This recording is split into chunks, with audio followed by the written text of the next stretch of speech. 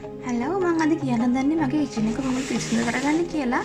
ඉතින් ඔයගොල්ලන්ට පේනවා මේ වගේ මේ කරියක වැටිලා මෙතන වැඳලා තියෙනවා මේ කළු පාටට හැමතැනම. ඉතින් මම මේකට මේ දාලා තියෙන්නේ මෙන්න මේ ටික. මම මේකට මේ ඩිෂ් වොෂ් එකක් දාලා තියෙනවා. ඉතින් ලික්විඩ් එකක්, එතකොට මේ බේකින් පවුඩර් ටිකක් දාලා තියෙනවා.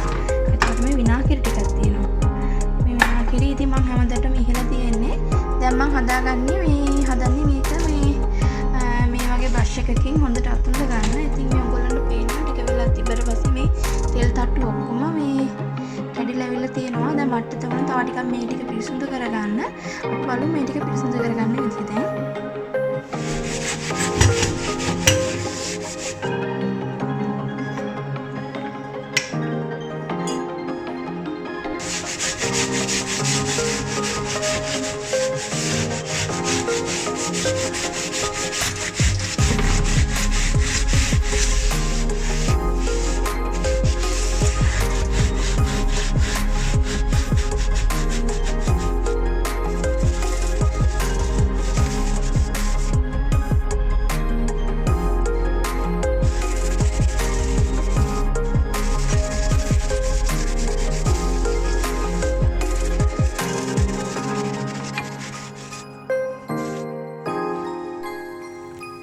මේ බිත්තියේ මේ වගේ අයින බැඳලා තියෙන මේ තෙල් ගාලුනේ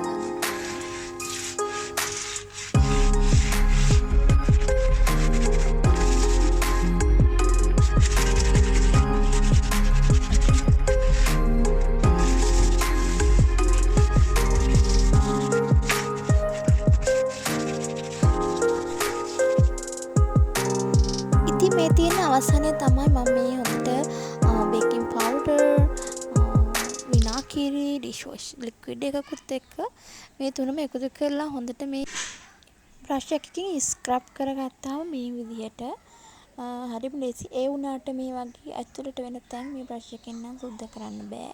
ඉතින් මං ගා මේ වෙලාවේ චූටි බ්‍රෂ් එකක් තිබුණේ නැහැ.